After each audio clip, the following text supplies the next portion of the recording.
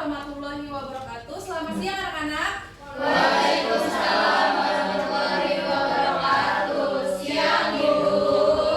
Bagaimana kabarnya hari ini? Baik. Udah pada makan siang belum nih? Waktu siang. Ya Allah, kasihan banget sih kalian semua. Ibu tuh prihatin ya. Ibu kalau udah habis kelas kalian pada makan ya. Bayarin tuh. Enggak, boleh sendiri. Ya udah kita langsung masuk ke pembelajaran aja ya. Boleh ketua kelas untuk pimpin doa? Oh siap Bu. Baik teman-teman semua, sebelum kita memulai kelas pada hari ini, alangkah baiknya kita berdoa menurut agama dan kepercayaan masing-masing. Berdoa dimulai. Berdoa selesai. Baik, terima kasih ya ketua kelas. Nah, Ibu di hari ini ingin sesuatu yang beda, biar anak-anak yang pada ngantuk ini lebih semangat lagi. Nah, boleh kali satu orang nih anak untuk berpantun dulu nih. Coba. Paling jauh Bu. Si paling ready. Oke, nih kalau yang bilang pantun bener cakep ya. Oke.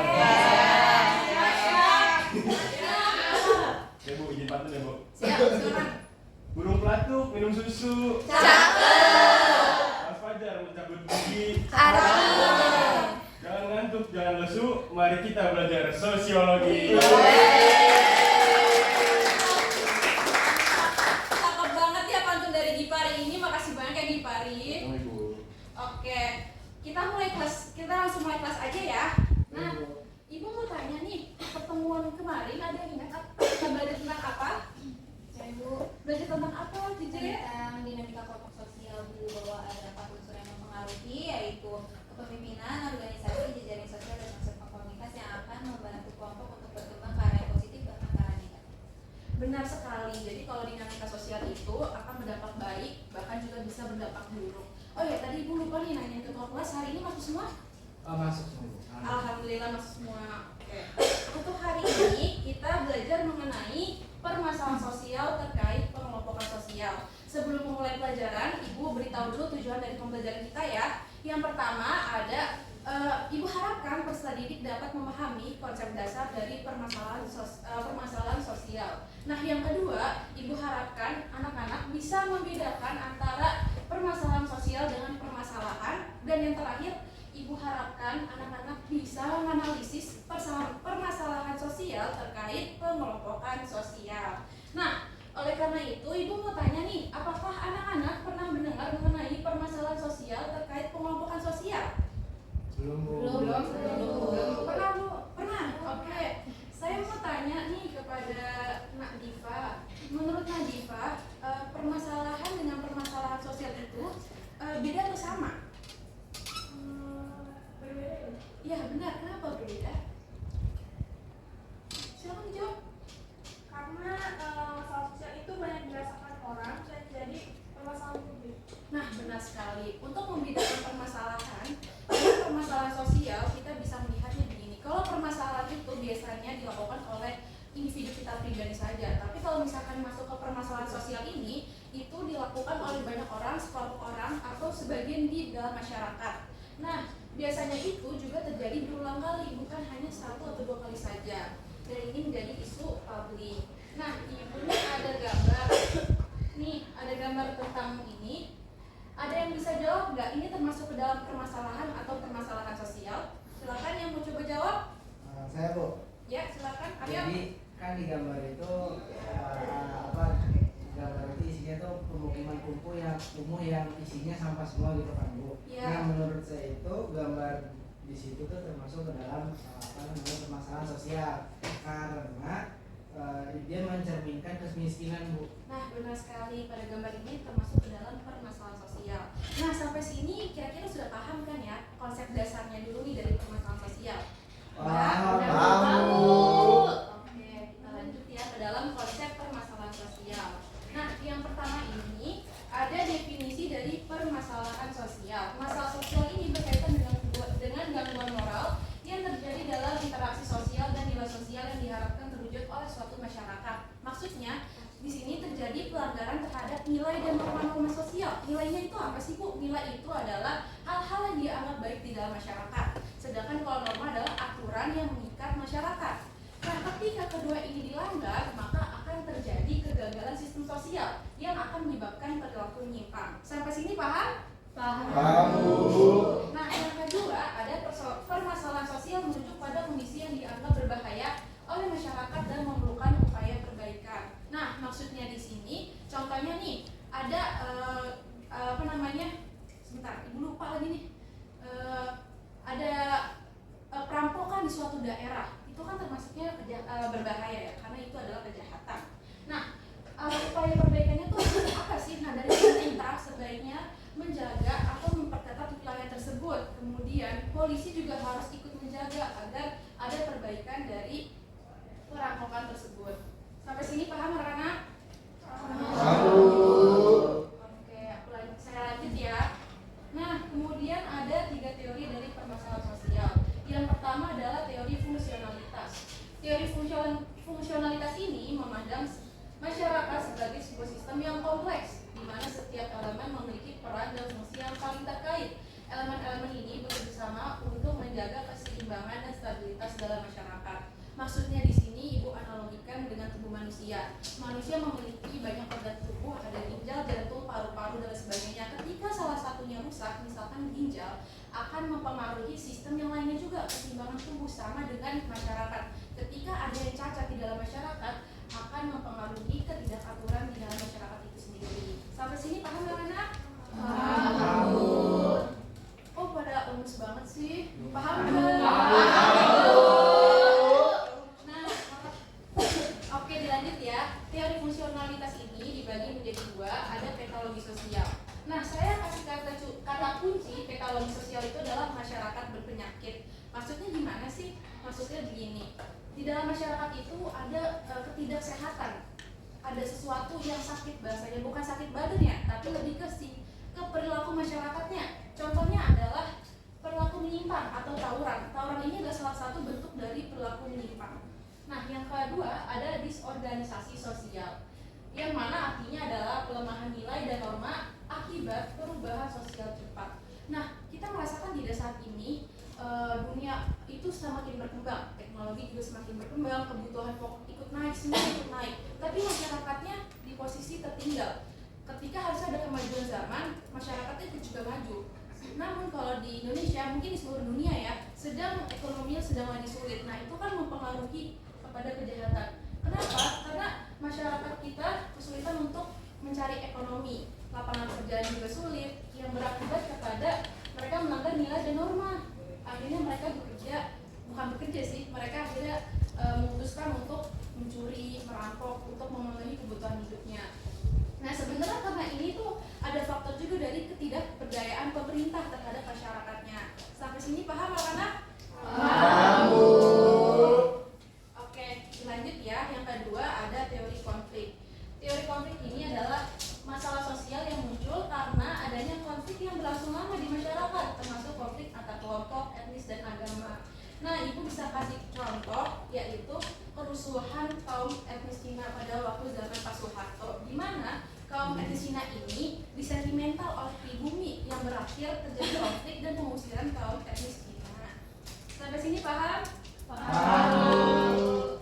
Kemudian ada teori konflik dibagi juga menjadi 2. Yang pertama adalah teori konflik dari Marxis. Nah, Marxis ini tokohnya siapa sih anak-anak?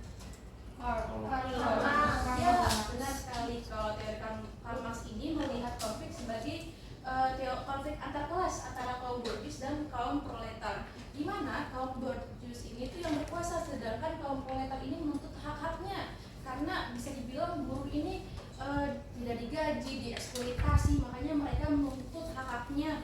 Sampai sekarang sebenarnya terjadi seperti yang ada di gambar ini. Buruh bukan tumbal, karena memang sampai sekarang buruh ini kesejahteraannya sangat berkurang, bahkan parah. Nah, yang kedua ada teori konflik karena perbedaan nilai dan kepentingan. Nah, ini termasuk ke dalam konflik politik, antar partai, konflik agama, atau konflik budaya. Saya bisa kasih contoh di sini adalah konflik yang kemarin pas pemilu. Ada kubu A, kubu C, kubu A, kubu B, kubu C. Masyarakat akhirnya terbelah menjadi 3 kubu karena membela masing-masing dari paslon ini. Terjadi apa? Terjadi konflik, dari ada timbul buzzer, saling mengunjing dan lain sebagainya. Nah, ini termasuk ke dalam konflik. Ibu lanjut ya. Iya, Bu. Nah, yang ketiga ini ada teori interaksionisme simbolik. Nah, di sini teori interaksionisme simbolik ini adalah masalah sosial sebagai hasil dari interaksi antar individu yang menggunakan simbol-simbol untuk berkomunikasi. Ini juga dibagi menjadi dua pandangan. Yang pertama adalah teori pelabelan. Nah, teori pelabelan itu apa sih? Diberi label atau cap sebagai masalah. Ibu bisa kasih contoh di sini. Kita malam-malam lewat gang sempit yang kita lihat di pinggir situ ada orang-orang yang sedang mabuk-mabukan. Otomatis kita ngomong gini kan, nggak bener nih, permasalahan sosial. Nah, itu contoh dari capnya yang diberikan oleh masyarakat. Kemudian yang kedua ada konstruktivisme sosial, di mana pemahaman yang muncul dari lingkungan sekitarnya. Kenapa sih Ibu kasih kata kunci baik jadi baik, buruk jadi buruk? Karena ketika kita hidup di lingkungan yang baik, teman-teman yang baik, otomatis kerasa nggak sih kalau kita ke bawah baik? Kerasa kan? Nah, ketika kita tinggal di lingkungan yang buruk, teman-teman yang buruk, otomatis juga kita ikut ke bawah buruk. Nah, kayak misalkan begini, teman-teman kita suka mabuk-mabukan, ya kan? Suka mabuk-mabukan kayak foya lah gitu kan. Kita ikut bergaul dengan mereka, kemudian akhirnya kita ke bawah karena mereka bilang ya nggak apa-apa mabuk-mabukan. Kan kalau emang lagi ada masalah, biasanya mabuk itu untuk menenangin pikiran, otomatis pikiran kita bakal ke bawah ke sana. Nah, ini bakal timbul penyimpangan dalam pikiran yang akan berakibat buruk. Parahnya kalau misalkan kita berteman dengan penjahat, kita bisa ke bawah jahatnya juga. Nah, kemudian ada faktor dari permasalahan sosial. Oh iya, yang teori tadi udah pada paham kan ya? Sudah Sudah ya. Ini ada yang pertama adalah faktor ekonomi. Nih, faktor ekonomi ini adalah faktor yang paling besar mempengaruhi permasalahan sosial. Karena dari faktor ekonomi kita rentet, kita susah makan, kita susah dapat tempat tinggal yang bagus, bahkan sekolah susah, kemudian kita mau beli apa-apa susah. Timbulnya apa? Bisa timbul jadi permasalahan sosial. Dan itu juga akan mempengaruhi psikis kita. Makanya faktor ekonomi ini berhubungan besar dengan faktor psikologis. Kemudian yang kedua ada faktor geografis, bencana, dan biologis adalah wabah penyakit. Nah, kalau kalau bencana itu biasanya kayak banjir ya. Terus kalau biologis itu kayak kemarin COVID-19. Kalian merasakan tidak kalau misalkan COVID-19 itu sangat mempengaruhi kehidupan kita kemarin. Kita menjadi berubah 100%. Yang tadinya suka main jadi di dalam rumah, kita tertekan, kena psikis kita juga. Banyak orang yang sakit, meninggal. Nah, itu termasuk ke dalam permasalahan sosial. Kemudian yang ketiga psikis atau psikologis, sama seperti tadi yang Ibu jelaskan. Ketika kita ada di posisi tertekan, kita bisa masuk rumah sakit jiwa. Nah, itu bahaya banget karena itu bisa timbul jadi permasalahan sosial. Nah, kalau yang keempat adalah faktor budaya. Kalau faktor budaya ini kalian merasakan tidak kalau saat ini budaya kita jadi terpinggirkan karena ada budaya yang masuk dari luar. Ini ada pengaruh besar dari teknologi. Akhirnya apa? Budaya kita jadi krisis. Nah, ini kan termasuk ke dalam permasalahan sosial. Seperti itu. Paham ya anak-anak? Paham. Nah, karena kalian semua udah pada paham nih, Ibu mau mengadakan diskusi. Diskusi ini dibagi menjadi dua kelompok 1 dan kelompok 2. Nah, kelompok 1 ngerjain yang nomor 1 dan yang kelompok 2 mengerjakan soal nomor 2. Dimulai dari sekarang ya anak-anak diskusinya. Baik, Ibu.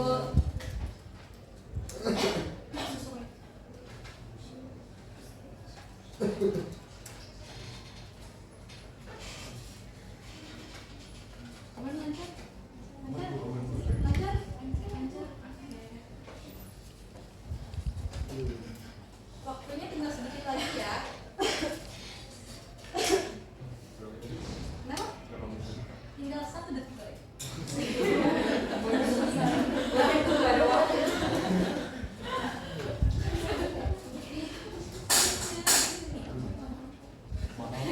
Nanti potong sama Ibu di luar aja ya. Udah ya anak-anak? Sudah ya? Oke. Yuk, siapa yang mau coba jawab nomor pertama? Saya, Bu. Oke, silakan Siti. Jadi dalam kondisi di depan itu bisa dikategorikan sebagai fenomena permasalahan sosial, karena itu berdampak negatif pada masyarakat dan juga lingkungan sekitarnya. Contoh misalkan pada masalah kesehatan, lingkungan yang kumuh itu rentan akan penyakit kayak contohnya diare, malaria, bahkan sampai demam berdarah. Terus juga kalau misalkan dilihat dari masalah keamanan, di sana tingkat kriminalitas seperti perampokan, pencurian itu tinggi. Yang mana masalah-masalah sosial ini dapat menghambat kemajuan sosial baik itu dalam hal pendidikan maupun dalam ekonomi. Benar sekali Siti, jawabannya bagus sekali. Oke, silakan kelompok 2 menjawab. Silakan. Jadi kenapa kondisi sosial pada gambar di tempat ini banyak terjadi di perkotaan? Ada beberapa faktor. Faktor yang pertama itu karena faktor urbanisasi. Penduduk desa pindah ke kota mencari pekerjaan. Namun karena mencari pekerjaan itu bukan hal yang mudah, pada akhirnya mereka mengambil dan tinggal di pemukiman yang kumuh. Kemudian faktor selanjutnya yaitu kebijakan pemerintah yang tidak tepat sasaran. Ketidakmerataan dalam infrastruktur dan sarana prasarana dapat menyebabkan munculnya permukiman kumuh. Wah, jawabannya bagus sekali. Beri aplaus kepada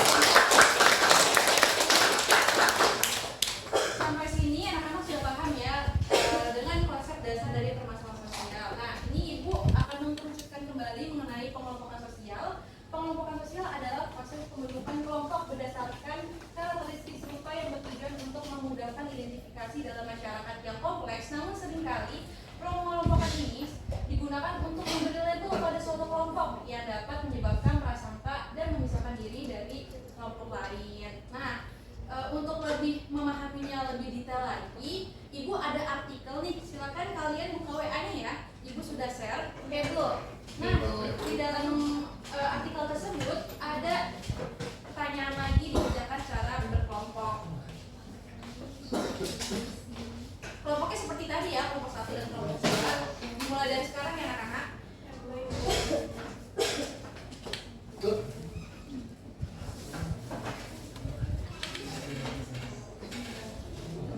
Waktunya sudah habis anak-anak. Iya. Wah, dia mati. Dia nggak lanjut. Tapi udah siap ya? Siap ya. Silakan kelompok dijelaskan hasil presentasi, hasil diskusinya. Saya Bu, Silakan. jadi nomor 1 itu artikel itu membahas mengenai strategi VOC di Nusantara Bu. Jadi kayak meliputi pendekatan politik, manipulasi informasi, rekrutmen lokal, pengepungan dan juga kekerasan untuk tujuan ekonomi dan juga politik. Nah, VOC ini menggunakan pembagian dan juga manipulasi kelompok untuk mengamankan kekuasaan dan keuntungan Ibu, memanfaatkan persamaan dan perbedaan antar kelompok untuk memperkuat kondisi dan melemahkan musuh. Nah, manipulasi ini menyebabkan ketegangan dan konflik antar kelompok sosial, kemudian merugikan stabilitas dan juga kesejahteraan masyarakat. Wah, benar sekali jawabannya. Beri aplaus dulu untuk teman-teman. Silakan dijawab kelompok 2 secara singkat saja. Oke, saya Bu. Ya. Jadi kan si eksklusivisme itu adalah kecenderungan memisahkan diri dari masyarakat. Nah, contohnya itu prasangka VOC menyebabkan kelompok tertentu menarik diri dari interaksi sosial dan menjadi eksklusif. Sedangkan si partikularisme itu adalah mengutamakan kepentingan pribadi di atas kepentingan umum. Contohnya itu Belanda merekrut pemimpin lokal untuk kepentingan mereka, menciptakan partikularisme di mana pemimpin lokal mendukung Belanda tanpa memperhatikan kepentingan masyarakat. Itu Bu. Wah, bagus juga nih jawaban dari Iis. Beri aplaus buat Iis ya. Sampai sini anak-anak sudah paham kan terkait permasalahan sosial, terkait pengelompokan sosial? Paham Ibu? Paham, Bu. Nah, dari kesimpulan dari materi ini adalah pengelompokan sosial itu, permasalahan sosial itu dapat mengakibatkan kesenjangan di dalam masyarakat. Nah, itu biasanya itu tidak sesuai dengan apa yang kita harapkan dengan realitanya. Nah, pengelompokan sosial ini juga akan mengakibatkan perpecahan seperti yang sudah dijelaskan oleh teman-teman kalian. Untuk pembelajaran hari ini cukup sekian ya teman-teman. Ibu harap teman-teman anak-anak yang tadi belum sempat menjawab pertanyaan karena telah cepat atau yang belum berani menjawab di pekan depan bisa lebih aktif lagi. Nah, Ibu beri tugas ya ke kalian. Tugasnya gampang kok, cuma baca pembelajaran pekan depan aja karena besok akan Ibu tanya. Oke Bu. Oke, Bu. Ya udah, silakan ketua kelas untuk pimpin doa. Oke, baik. Sebelum kita mengakhiri pelajaran dan sebelum kita kembali ke rumah, mari berdoa bersama sebelum kita